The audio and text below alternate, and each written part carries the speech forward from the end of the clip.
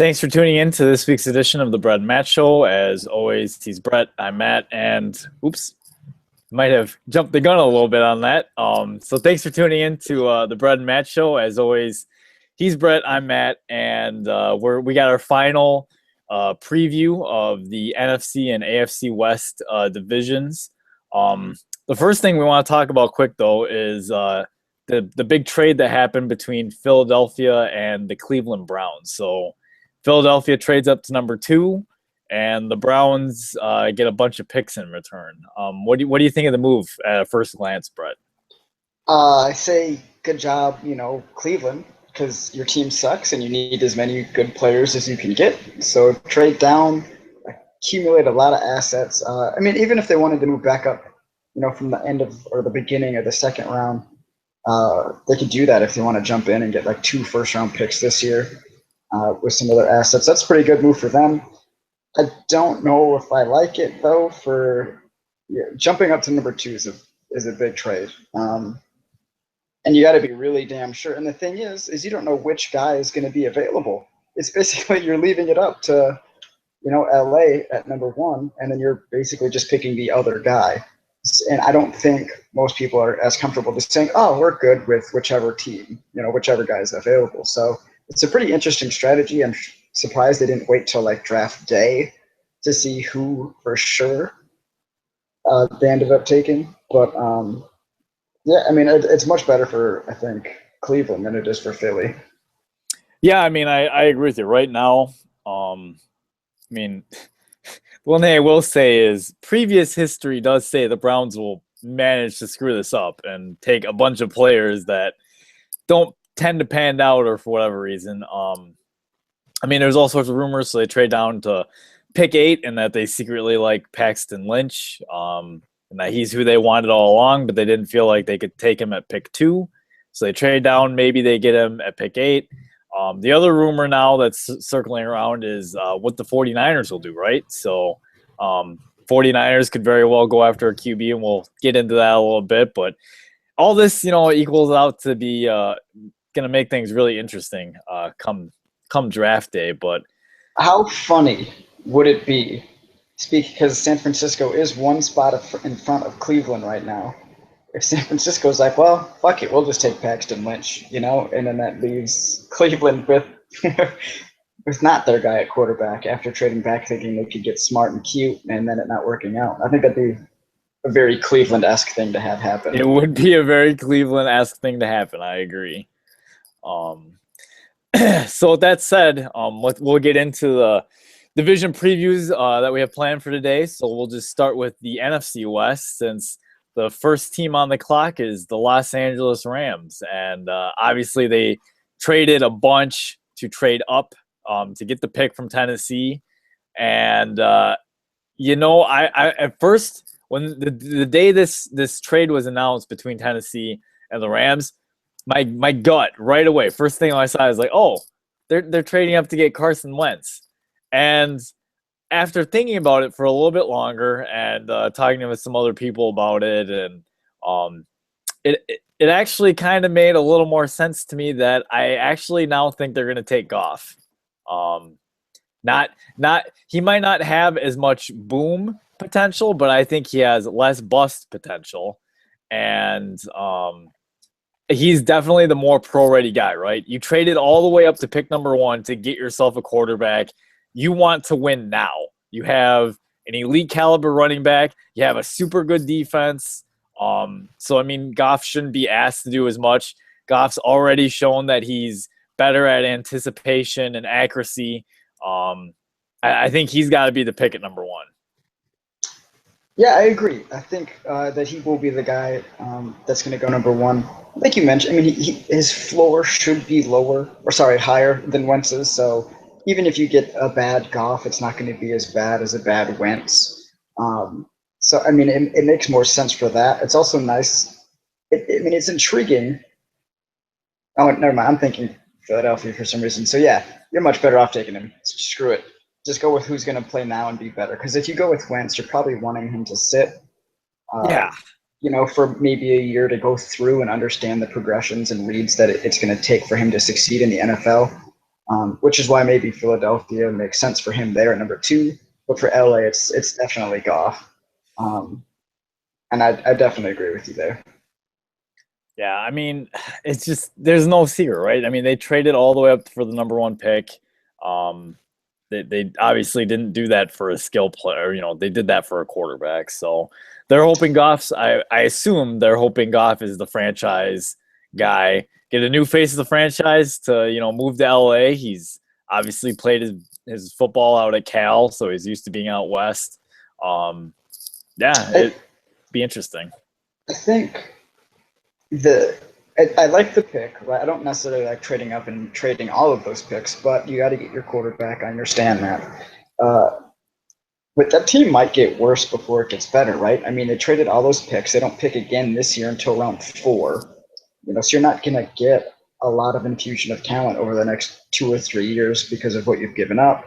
So you have to hit on a lot of your picks or get lucky and re-sign all of your good free agents. Otherwise you'll end up with a quarterback and your running back, obviously.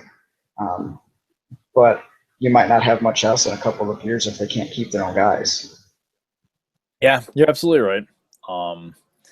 Which is something they're going to have to consider down the road.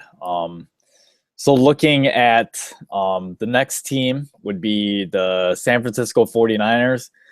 Picking at pick 7, I mean, now with the whole quarterback, probably going 1 and 2, the 49ers are there. And, I touched on it earlier that, they haven't made it a secret that they're not sold on Colin Kaepernick. They're still open to trading him. If I'm the 49ers, I might be talking to some media people and just being like, oh, that Paxton Lynch guy is real interesting. And, all of a sudden, if the Browns are really interested, maybe they have to make a trade with the 49ers to just swap places just so that they can get their quarterback. I don't know, but be interesting. It wouldn't be the first time something like that has happened. But in fact, you know what? It kind of just makes me think back the year. So Cam Newton was taken, right? And then Jake Locker and, Blaine Gabbert. And all of a sudden, Minnesota was the odd team out, right? All of a sudden, they're like, oh, crap, we have to get someone.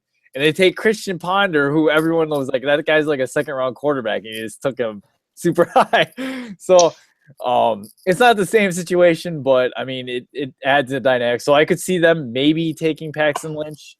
I kind of doubt it, but, the 49ers are – it's just hard, right? Because, I mean, Chip Kelly's there.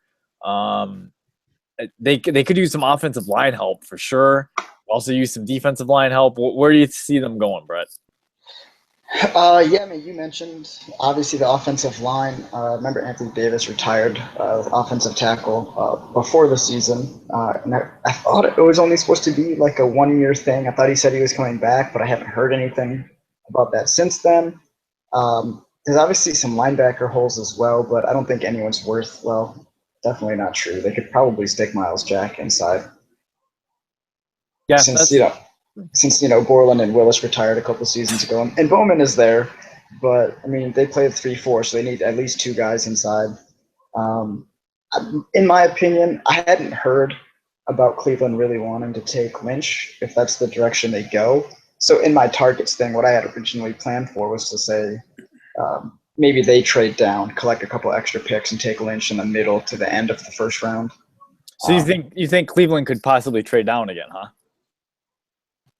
Well, I think San Francisco. Oh, sorry, my bad. San Francisco. Okay, I got you. That's what I was planning on, but since Cleveland is there right behind them, potentially taking, the quarterback, the other quarterback that they might like, maybe they do it. But I'm thinking if Buckner or Bosa is there, honestly, because one of those probably should be there. The way this draft is turning out with the quarterbacks being taken, I'd say you take Buckner or Bosa if one of those guys is free. Yeah, I think that's a good pick. I could see Buckner being there. I mean, they might end up in a situation where a guy like Tunsil might be there too. I mean, just it's hard to say. Or maybe they a guy like Ronnie Stanley, another offensive tackle. But but I mean, yeah, I could see the 49ers going one of those directions for sure. Well, the next team, so we have these two teams at the top, and now all the way down at what was it, pick like 26, I want to say. They gotta be after. Yep, pick 26, the Seattle Seahawks. So they're in a good situation in that they're set in a lot of good positions, right? The quarterback, they think they got their running back of the future, although it would be fun seeing them take a Derrick Henry or someone. I don't know. That'd just be fun. But Well, behind that offensive line, they might need a guy that'll just run people over. But I mean, a lot of people seem to have them. Seem to be pegging them to take a defensive tackle. I don't know. I kind of agree with them. I mean, they've been a team that usually likes to get after the passer. Usually have a pretty good front four. It helps. Obviously, it all helps their secondary too, and makes those guys look good. So, probably keeping someone in the front four would make sense. I think. What do you think? Yeah, that definitely would make some sense. Because they lost to, I think, Brandon LeBain or something up front, who was a pretty good player. Need to replace him. They also lost a guy like Bruce Irvin, right? So maybe you kind of get that hybrid rush guy that can cover occasionally in coverage, and is also stout against the run. A guy like Noah Spence, maybe? Noah Spence. Leonard Floyd would probably be ideal, but there's no way he's still there. But I also think if you look at it, cornerback, right? I mean, we all wondered what happened last year, especially to begin the season. I think they brought back, Brandon Browner, but he's absolute trash. So that doesn't improve them at all. It might make them worse. Legion of Boom, Brett. It's back. So, right. But I'm thinking, possibly even a corner. And I mentioned it before. This has to be one of the worst offensive lines in the league. Like, just trash. I don't know how the offense scored enough points to win any game, or how they were always successful, even if it wasn't Marshawn Lynch. In the backfield, they always seem to have a good running game. But I don't know, maybe a guy like Spriggs, Decker, Conklin, this Jermaine Afidi from Texas A&M could be there at the end of the first round as well. Yeah, that makes sense. So, I mean, our next team we have would be the Arizona Cardinals, who are the last team in the NFC West, picking at pick 29. Once again, a team that doesn't have a lot of glaring needs. I think they could probably use someone to get after the passer. But I don't know. What do you think they go with? Maybe offensive line depth? I'm thinking, and maybe this will sound like a surprise, but I'm thinking either a corner or a safety. Corner or safety? Which, I mean, I know they got Patrick Peterson and the Honey Badger, but they don't really have like a whole lot else. Because when 2 years ago, they had Cromartie, don't have him anymore. I think they lost another guy in free agency. So, but I think if you can get like a Justin Simmons from Boston College or Eli Apple and Mackenzie Alexander, it could be some guys in the secondary. What about maybe a guy like Artie Burns, cornerback from Miami? Don't know why he's being drafted this high. About Von Bell, huh? He's going to be in attendance. They've invited people the last couple of years, I think, that go in the second round, haven't they? There's no way they know all these guys are going first round. So, I mean, some of these people are definitely going to not be first round picks. Now, if you want to go offensive line, Ryan Kelly, the center, might be an option. Kelly, yes, that would be an option. But yeah, I'm thinking I'm willing to bet it's going to go secondary. They also should probably look definitely not at this pick, though. I actually did see a mock draft earlier that had them taking Paxton Lynch if he's there. I was just going to bring that up. I was seriously just going to bring that up and ask him, be like, what would your thoughts be if they take a quarterback here? I mean, obviously he's not going to play for, but I guess it's like an Aaron Rodgers thing. He's not going to play for probably 3 years or 2 years, however long Carson Palmer decides to hang around. But I mean, that's great for a lot of quarterbacks, if they can learn, the offense, learn the scheme, the players, the NFL life, get stronger. We saw it with Rodgers again. He got significantly stronger in his arm strength. Not that Lynch needs that because he's got a good arm, but it's usually a pretty good idea. You in win now mode though, if you're Arizona, or you in let's just see how long we can stretch this out, right? You got to get. I mean, you were close-ish to a Super Bowl, other than the quarterback playing like trash. Yeah, I mean, you're in a win now mode, but I mean, I don't know. That's tough, right? I mean, there's that line of when do you say we're drafting for the future? And we're sorry, Carson Palmer, we didn't get you some help with your first round pick, but it's gonna help us down the road. It's tough, right? It definitely is. Some people probably are under the assumption that hey, when Palmer retires, we'll have an okay team without a quarterback, and we'll just pick in the top 10, and that's when we'll get our quarterback the next year, or just tank it, kind of like the Colts did, and go from Peyton Manning to Andrew Luck, or but that is a good point to make. Is when would you do it this year? Or would you would do it this year if he's there? I'm a big firm believer in unless the quarterback's and the only reason I say this is because I actually do think Goff would be in a situation to succeed, just having that team around him. But if you don't have that team to be able to succeed, I'm a much bigger fan of just being able to sit back and wait. Let the guy learn. That's just my personal opinion. I'm not a huge fan of throwing quarterbacks into the fire, even though it seems to be the typical thing these days. Right, we've seen a lot of guys do that recently. Like the last 2 or 3 years, we've seen a lot of them I'm just not a fan of that. I mean, Jameis Winston and Mariota, they both had, I feel like, up and down rookie seasons.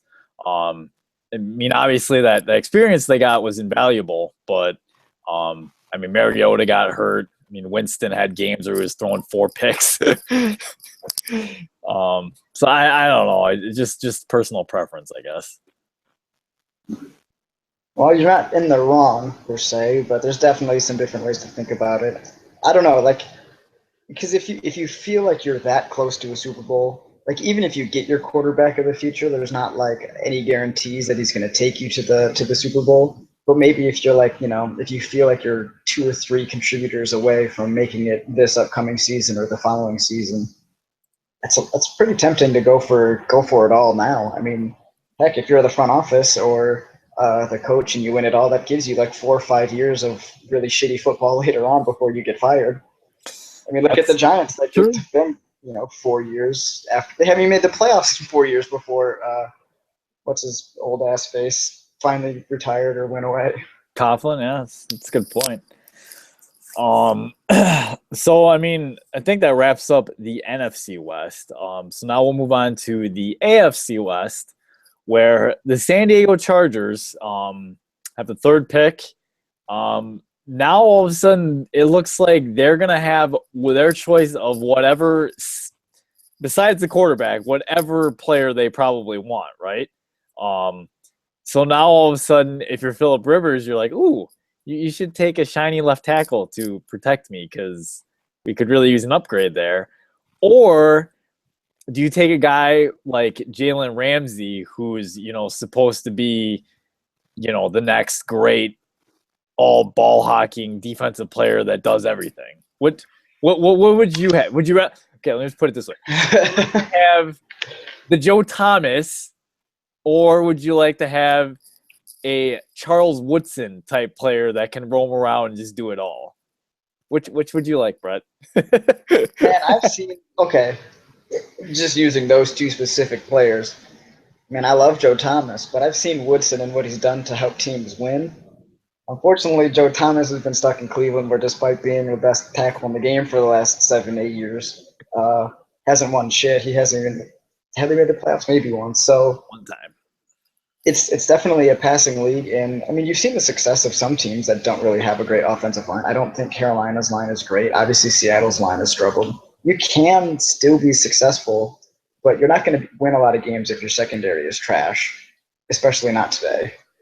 They lost Eric Weddle. So he could step right in. I mean, they just signed. Ramsey can really do it all too. I mean, if you've seen that guy play it all, he they blitz him. He can cover really well. Has really good ball skills. They're he's awesome. they're also in a weird position too because they just re-signed Joe Barksdale at right tackle. They signed King Dunlop last year to a 4-year deal for like 28 mil to be their left tackle. Mm-hmm. And he got hurt. He only played in like 6 or 7 games this year. So, I mean, if you draft Tunsil, it's like, well, we just signed both of these guys to sort of long-term deals. Like, he's not playing guard. You're not drafting him at 3 to play guard and kick out, and you're probably not moving Dunlap in. So it'd be weird for them, I think, to take Tunsil. It's not necessarily a bad move. I don't know what Dunlap's contract is like. Maybe they can just get rid of him after this year and not cost a lot. But if it was me, I would probably lean towards either Jalen Ramsey or Buckner again, or if you can't trade down, which I think this could be a hot pick for somebody that really wants a player that's not a quarterback. They could probably just drop a few spots, but Buckner makes sense in the 3-4. They've got Corey Liggett, they got Brandon Mabane, who they just signed in free agency. That would complete the 3 down linemen in the 3-4 front. It's true. Yeah, I mean it's gonna be interesting to see what the Chargers do. I tend to think they're gonna go with Jalen Ramsey. But honestly, with the pick of the litter, they probably can't go wrong with the pick. So it should be exciting for the Chargers. The next team we have is a team that I think next year is going to be ready to make the step to really have a chance to make the playoffs, and that's the Oakland Raiders.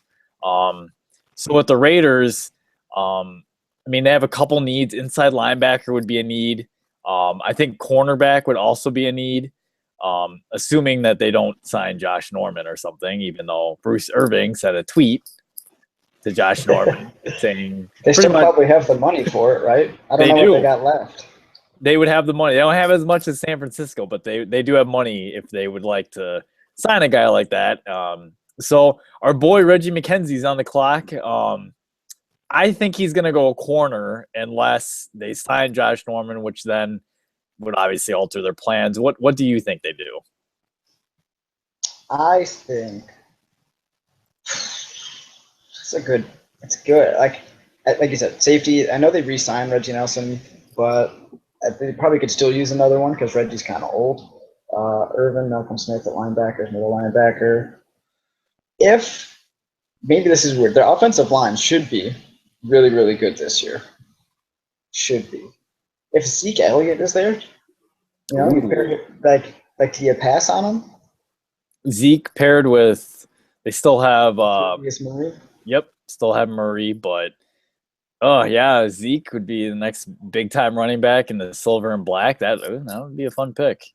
That could be good. Also think Sheldon Rankins might make a little bit of sense there to pair him with the pass rushing abilities that they got at end, but now you have to worry about him. He's probably going to be the most explosive, defensive tackle pass rush guy in this draft. So if they can get that going and then they only have to rush 4 guys at a time, could also be pretty scary. It's a good point. Otherwise, I mean, if Hargreaves is there, that might be a good fit. I don't know if he's going to be there at pick 14, but he might be. I saw someone on Twitter say today that they think that he's supposed to be dropping. I don't know if that's like Twitter rumors or what, but there might be a little drop for Hargreaves from what I saw on Twitter today from just one guy. So who knows? Sure. It's true. So next up we have the Kansas City Chiefs, who I mean, they're going to get Jamal Charles back. I guess I don't really know where they look. I mean, do you think they could use maybe a safety? I mean, they obviously have Eric Berry. Otherwise, I mean, they do have they had a really good season from Marcus Peters.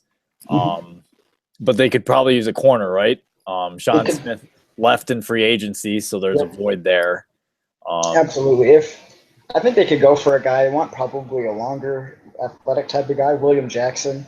Yep. Would probably be a fit there. The most realistic availability at that spot too. Eli Apple, from a lot of different people's perspectives, is going earlier. But if Apple was available, I think he would also be a really good pick.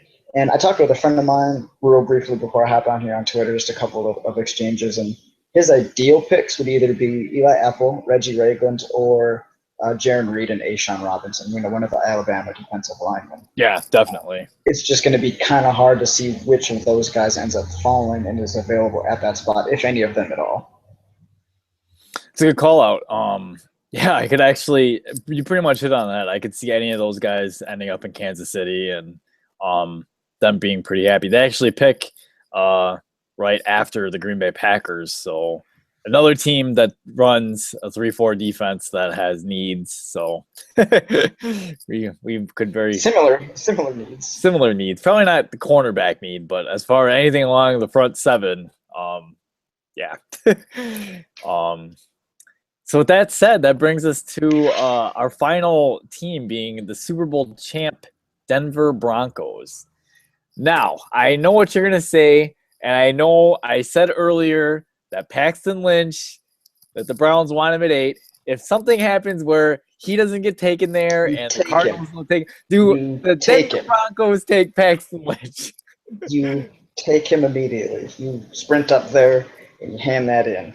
But Emmanuel Sanders said that, Mark Sanchez got really good arm strength and he's really impressing.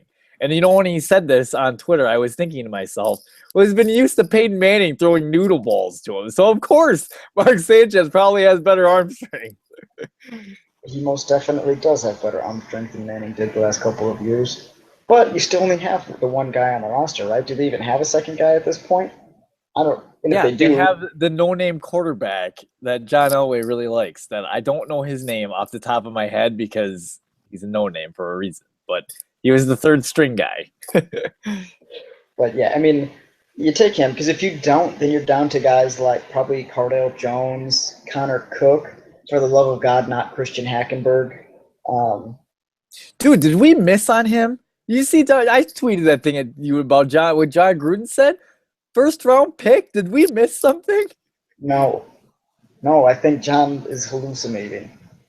Gruden, I mean, I watched some of Penn State's football games, and they were awful. He was terrible. They were awful. Oddly enough, the only games he ever played good were against Wisconsin. Which was true, but that was like his first year with Danny O'Brien coaching calling the plays. Coach.